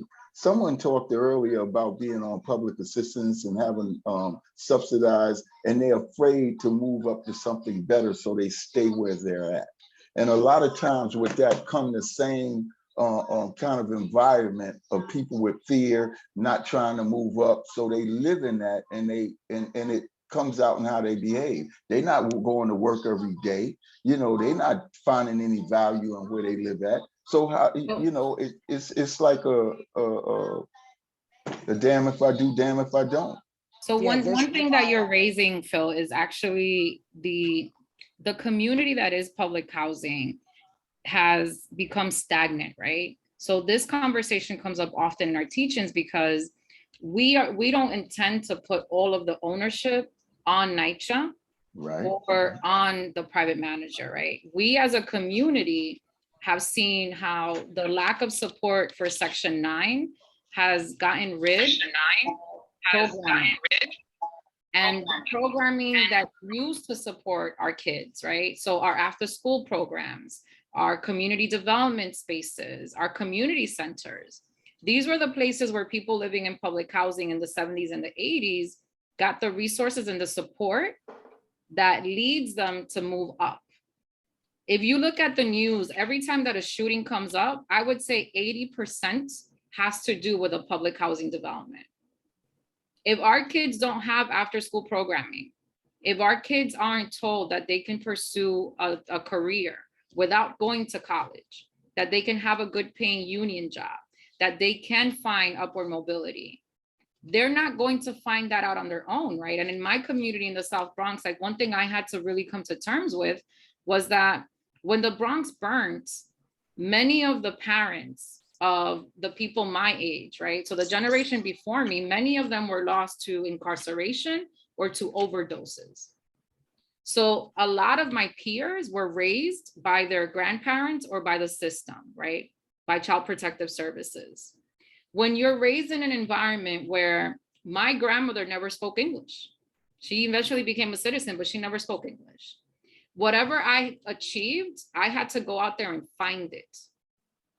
Our kids shouldn't have to fight to find an opportunity to get their high school diploma, to follow one of the tracks that Ms. Chappelle was bringing up.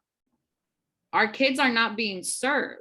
So now these kids, right, which if I had a child, my child would be out in these streets without these resources, without this infrastructure. They make decisions because of the vacuum that was created by the lack of funding. It is the responsibility of us as a community and as a country to create environments where we all thrive.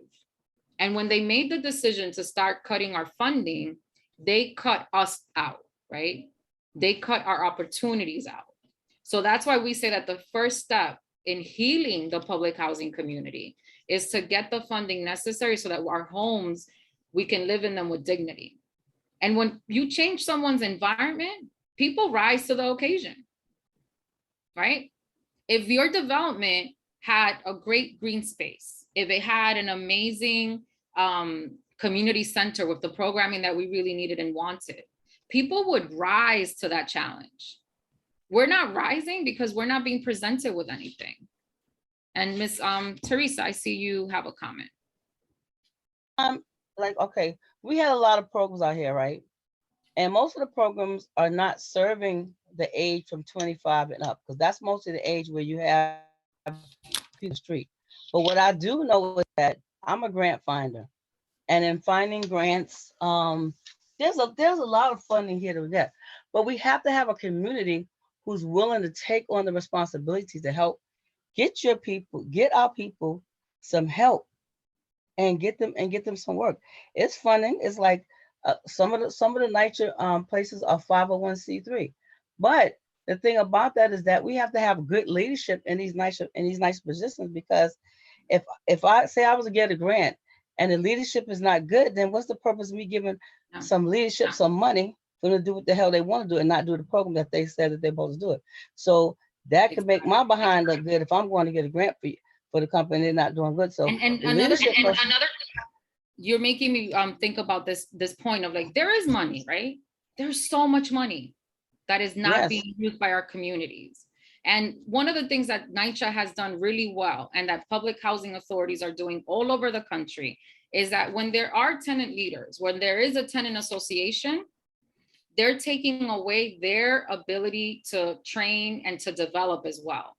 So a lot of our Right. tenant leaders, when they start talking to people from PACT and RAD and the blueprint, they're like, yeah, I support it. But they have no desire to ever learn this history that we're talking about tonight. And one of the things that has really been sad for me is to learn that some of these tenant leaders, they'll get a buyout. They'll get $25,000 from like a Wavecrest or from Fieldstone. And they'll sell out their whole development for $25,000. Now, what you doing with $25,000 in the United States? Where you going? But the thing about it is that how it's like, why is that allowed? It's like, how is that allowed that a leader can come and do that? And we have no idea to know they do it. That's the problem. It's like they have too much control over certain things that does not affect the whole community. Yeah, And and that's what a really good point, right? Because we have tenant leaders that are really, really good and that are trying their damnedest to bring these meetings up, to get the information out and to fight. And then you have others that really aren't. So NYCHA is actually in the process right now of rewriting its agreement with the board of tenant presidents that exists, right? For all of the tenant presidents across New York. One of the things that Sharad Daniel wants to put in the document is a code of conduct. And in the code of conduct, it takes away the rights of the tenant leaders. And it also says that they can't speak ill of NYCHA. So if you're a tenant leader, you can't talk about what NYCHA is doing that's wrong. That's not going to be acceptable anymore. That's not democracy. That's right. Right? So they're slowly chipping away at all of our rights. And when it's convenient, they turn around and they say, well, you know, the tenant leadership said yes to privatization, so we're going to go forward. And then we're like, but the tenant leadership doesn't have no sense and doesn't know what's going on. They're like, oh, no, that doesn't matter in this conversation, right? So they use it to their convenience. You guys are asking some really good questions tonight. Yeah. Even my dog. Wait, because of the time, wait, guys, I need everybody cognizant of the time. We've already been off for 2 hours. It's 8:30, so we can, everybody I don't see anybody's hand up that hasn't asked a question. Yeah, I see you, Marcia. Let it be the last question or the last statement so we can end out. We're gonna follow back up, like I said, on the 19th. All right, guys, so go ahead, Marcia. You're muted, Marcia. You're still muted.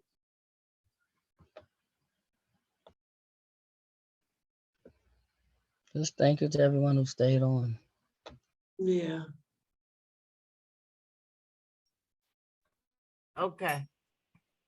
Mute.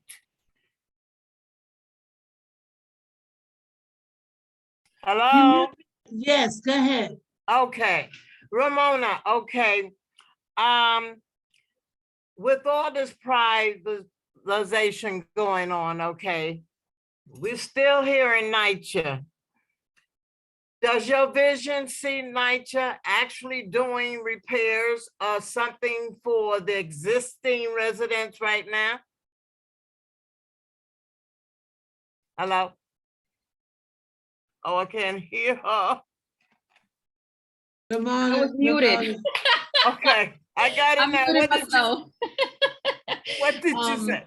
So I was saying that that's an amazing question. I've never gotten that question before. Honestly, I feel that NYCHA will continue to not make repairs to our apartments because it helps them make a stronger argument for privatization. So they will not change their course. In 2021, they had to create an organizational plan. And what they did was that they created a plan that actually puts privatization in place. So a lot of employees started getting new responsibilities and a lot of changes are happening in NYCHA. And a lot of the training that they're now getting is focused on how to basically move the NYCHA properties and apartments towards privatization. They're no longer focused on being a housing provider.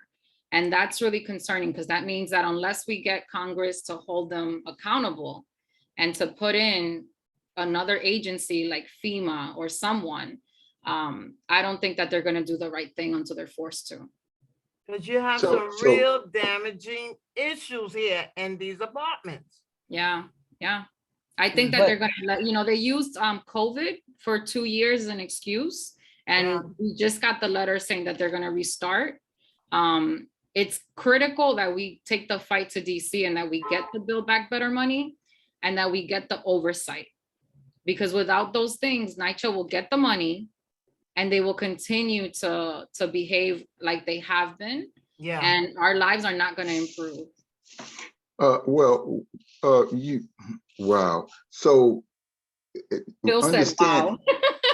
Yeah, yeah. because you know, I'm a guy who's very seldomly speechless, and this leaves me speechless. You know, because it seems like there is no hope, but I know there is hope, because Yeah. you cannot believe how long I needed a paint job. Chuck Schumer, Senator Schumer came in my house, seeing all of this stuff, right? And it's still like this. I'm talking about, we need windows. You know, Yes. I don't know if you guys know, these are called mafia windows, right? This was yes, mafia windows, when they kicked back for the mob came in and put all of these windows in, and you can't even see out of your own window because it's two plates and the Because of steam that gets Sandy. in the middle. Huh? Because of Sandy. No, It this was long corroded it. before Sandy. This was long before this. We going back way back in the 80s and 90s when So the when they mob was involved in supplying windows to NYCHA. windows. Yes. Oh, look at Yes. that. Yes, girl. Yes. Excuse me. I didn't Wow. mean to call you girl. You're a grown No, woman. no. I'll take it.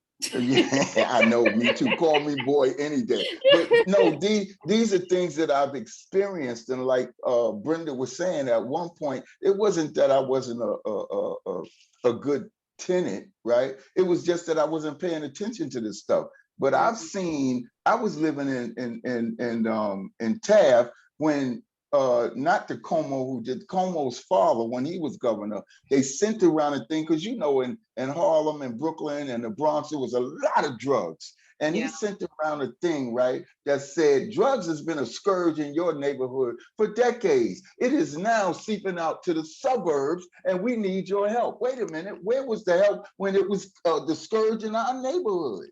Yeah. You know, yeah. so if we pay attention to what's happening, they've never cared. One thing you said is systemic issue, right? And it becomes systemic because even the poor whiteys is getting a butt into this thing who's living in NYCHA. Facts. You know, so I'm like, and if you look at the social living and housing authorities across the country, when you look at the map, when you watch our video again, look at the people in the middle, right? There's all these random little dots where there are people that are really poor and white or Native American, right? So the person who's the undersecretary for public housing is also in charge of Native American housing. Have they ever done anything right by the Native American community? Oh, no. Oh, so that means that they don't give a damn, right? So we got to make them give a damn. That's why in our teachings, I don't talk about individual apartment issues, because I tell people this is not about your apartment. What's happening here is larger than our apartments. I mean, my apartment is cracking up. And I'm like, that's what we're all going through across the country. So we have to understand that this is not something that's happening by mistake. This is something that they're doing on purpose, right? Yes, and it's not just doing it on purpose. Our strategy and the way we move, we got to move different. So when you have that's why we got to meet everyone got to meet in Washington. Exactly. So when is that? When is that?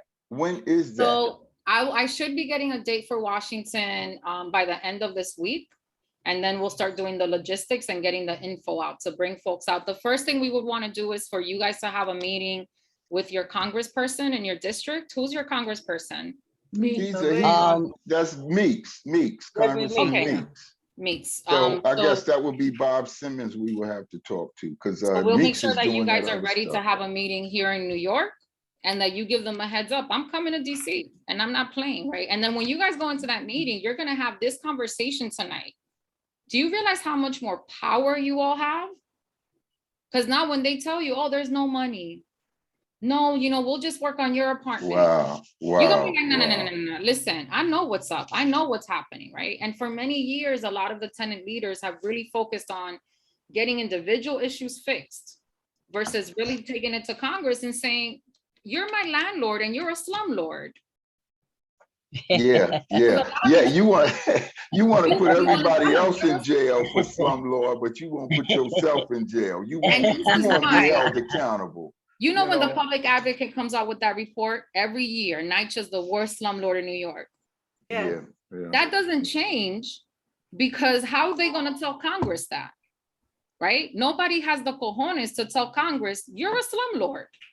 But what you got to understand is we have two parts of Congress, right? We have two parts of the Senate, right? We got the ones who may show a resemblance of care, Chuck Schumer and a few others, Curry Book, but then we have the other side who don't care about us, right? So it's always going to be a battle, but how strong can we be when we go? We have to, because it is no other way. Our voices, if our voices isn't heard, then we're easily walked over. So regardless of what the fight is.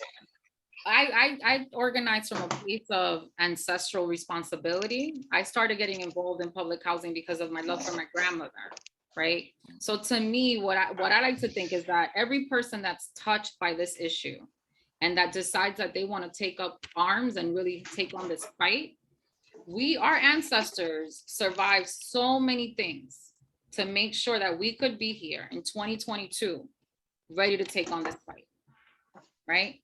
And if God and our ancestors didn't believe that we could take on this fight, they wouldn't have made us for this timeline. So when I talk to folks about housing, they're always like, oh, but how are you so sure? Listen, how can I not be sure when my ancestors were the first one to counter Columbus and I'm still alive, right? After everything our people have been through, how dare we say we can't do this? We're fighting policy in a country where we have the right to do that. So that's what we're going to do. And we're going to show them that we're here at the right time to take on that fight. Is it going to be easy? No. A lot of us in New York. But when you have the right talking points like you're giving us, then we could do it. It's like when we know the rules and the regulations and we know what we have and what's there, then we can go and take back with our stuff. It's just that we got to get, listen, I got to get more active and get out in the street and start spreading the word, because yes, I got my legs is challenging and walking, but what the hell? I got to get my behind up and get outside and start talking to people, because we have to do that. We have to get people, as many people who want something. Kristen came over to my house one weekend. We had a sleepover and we did some door knocking, right? And we were like, all right, we're gonna eat some food and knock on some doors. And I physically could only do so much, but we do what we can. And every person that you touch multiplies, right? And for a lot of other cities like Memphis had a massive eviction the first week of January, if I remember correctly. And an entire building was kicked out. They had 30 days notice. And it was a senior and disabled building. And we haven't been able to reach the organizers in Memphis since January, because we know that they ended up in the streets. They either moved in with their families or they ended up in homeless shelters. But they had a notice, 30 days, you gotta go. And they found out during the holidays. And the tenants there were like, we kept hearing about this, but we didn't know what it was and we didn't pay attention, and they were in the streets. And when you watch the video, we put it on our Facebook page. When you see that video and you see all of these grandparents going into hysteria, it broke my heart. How can we not try to do something, right? So Memphis might not be able to meet with their elected officials. We'll do that. We'll speak for Memphis. We'll speak for Oakland. San Francisco just privatized its last building of public housing. San Francisco no longer has public housing. So this is a time where we really can't take it for granted. If we can get the information out there and we can support each other, we can do it. And on that also note, work on our mental health. And on that note, we can do it. We're gonna end the meeting. It's 8:45, but listen, we're gonna get back together on the 19th. okay? And we will begin to strategize here in Rockaway to say what we can do to be a part of this bigger picture, all right, guys? And Thank you, can we ask everybody. whoever invited you to get in contact with them? So if somebody you know that invited you, get in contact and make sure you follow with them. You know, it's like sometimes we have a lot of stuff to do, but y'all can get back with us too. It's like, let it be a two-way street. Everybody's like, hey, Teresa, you know, you call me, you email me, like, what's up, where the meeting's at? Not just it all being on me. We all got to do it together. Thank you, Please. Teresa. So no on the 19th, we're gonna get back together, guys. Thank everybody for giving up your Great time meeting. tonight to take part in this Ramona. discussion. Thank you, Kristen All and right, Vernell. guys. Good night. Thank you. Yeah. Bye, Miss Beatrice. I really enjoyed Beatrice's facial expressions when we were having the whole meeting. She didn't say nothing, but I could see her face.